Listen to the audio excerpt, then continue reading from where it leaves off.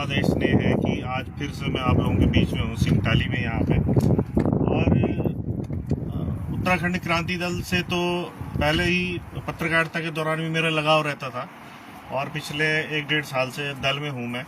लेकिन अगर आप मेरे पुराने वीडियो अगर देखेंगे इसी जागो उत्तराखंड के पेज में, तो मेरे ख्याल से मैं शुरुआती दौर में पहला इलेक्ट्रॉनिक मीडिया का या सोशल मीडिया का पत्रकार हूँ जिसने ये दिखाया कि भाई ये सिंगटाली पुल इतना ज़्यादा इम्पोर्टेंट क्यों है। देखिए, मैं इस तरह से 2 मिनट के अंदर सारी चीज़ दिखाना चाह रहा हूँ कि ये पुल कितना इम्पोर्टेंट है। वो सामने जो आप सड़क देख रहे हैं वो नेशनल हाईवे है, जो ऑल वेदर रोड कहते हैं आप। वो चली गई नदी के उस पार और बीच में है ये गंगा नदी।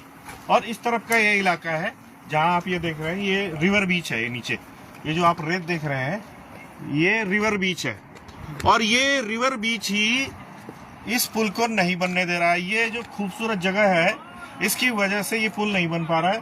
सामने मैं आपको जूम करके अगर आप दिखाना चाहें तो सामने जो आप प्रॉपर्टी दिख रहे हैं, जो नदी के ऊपर आप देख रहे हैं, कुछ तो सड़क के नीचे दिख रही है और एक ऊपर सड़क के ऊपर बहुमंजिला भवन बन रहा है।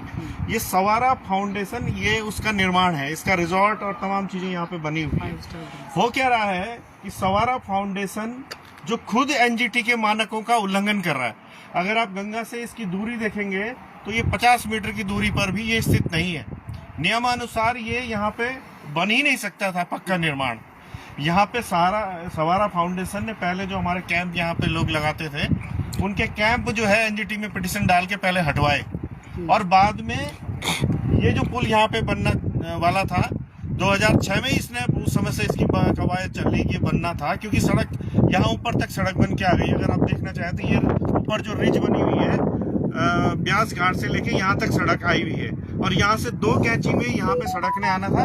और ये पुल आपको दिख रहा है, ये पीछे ये पुल पार करके आप नेशनल हाईवे से जुड़ जाते हैं। लेकिन हो क्या रहा है, सवारा फाउंडेशन वाला नहीं चाहता कि जो टूरिस्ट यहाँ पे आता है और जो इस रिवर बीच में यहाँ पे सवारा फाउंडेशन वाला जो यहाँ पे वॉलीबॉल खिलाता है, एक्टिविटी करवाता है, एडवेंचर स्पोर्ट्स एक्टिविटी करवाता है, या यहाँ पे कैंप भी लगे रहते हैं। क्रिकेट ये आप देख रहे हैं यहाँ पे सारा जो ये सारी एक्टिविटी सवारा फाउंडेशन वाला यहाँ पे कराता है, क्रिकेट मैच। और इसी वजह से उसने एक षड्यंत्र रचा, क्योंकि यहाँ पर जैसे ही पुल बनेगा यहाँ पे जो टूरिस्ट है उसकी जो एक्टिविटी जो अपने समय एकांत है वो नहीं हो पाएगी और उसका बिजनेस ठप हो जाएगा। तो उसने त्रिवेंद्र सिंह रावत जी के टाइम पर पीडब्ल्यूडी जो विभाग है, जो त्रिवेंद्र सिंह रावत जी के ही पास था, उसमें एक पावर पॉइंट प्रेजेंटेशन दिया कि यहाँ पर मैं एक म्यूजियम बनाना चाह रहा हूँ, मात्र आश्रय इस नाम से कुछ है वो, और यहाँ पर पुल नहीं बनना चाहिए, नहीं तो यहाँ पर डिस्टरबेंस हो जाएगा। कोई डिस्टरबेंस कुछ नहीं हो रहा था, केवल जो है ये डिस्टरबेंस जो है सवारा फाउंडेशन का जो कारोबार है वो चौपट हो जाता। तो आप ये देखिए कि एक व्यक्ति के कारोबार के लिए पूरे गढ़वाल क्षेत्र का जो है सत्यानाश कर दिया गया। गढ़वाल क्षेत्र को जो पर्यटन के लाभ होने थे, क्योंकि सड़क जो वहाँ है वो सड़क यहाँ भी होती, जब यहाँ होती तो यहाँ भी रिजॉर्ट बनते, यहाँ भी होटल बनते, यहाँ से भी गाड़ियाँ निकलती थी, लोग अपनी गाड़ी से लेके जो है पर्यटकों को यहाँ घुमाते, तो खूब पैसा यहाँ पे हमारे लोग कमाते। लेकिन आप देखिए कि सवारा फाउंडेशन के इतने लंबे हाथ हैं कि उसने केंद्र सरकार से राज्य सरकार के मुख्यमंत्री पर दबाव बना के इस पुल को ही कैंसिल करवा दिया।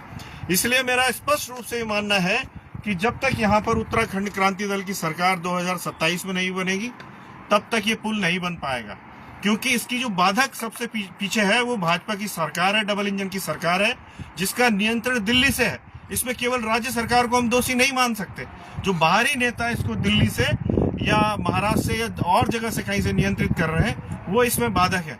इसलिए मैं समस्त क्षेत्रवासियों को निवेदन करता हूं कि अगर 2027 तक भारतीय जनता पार्टी इस पुल को नहीं बनाती तो जो 2027 में विधानसभा चुनाव होने वाले हैं, भारी बहुमत से आप उत्तराखंड क्रांति दल और जितने भी क्षेत्रीय सोच के आपको लगता है कि ये विधानसभा जाने चाहिए, इस तरह के चेहरों को विधानसभा भेजिए और सरकार बनते ही कुछ ही महीनों में राज्य सरकार अपने बजट से इस पुल को पास कर देगी और ये हकीकत बनेगा। धन्यवाद। जय पहाड़, जय पहाड़ी, जय उत्तराखंड, जय उत्तराखंड क्रांति दल।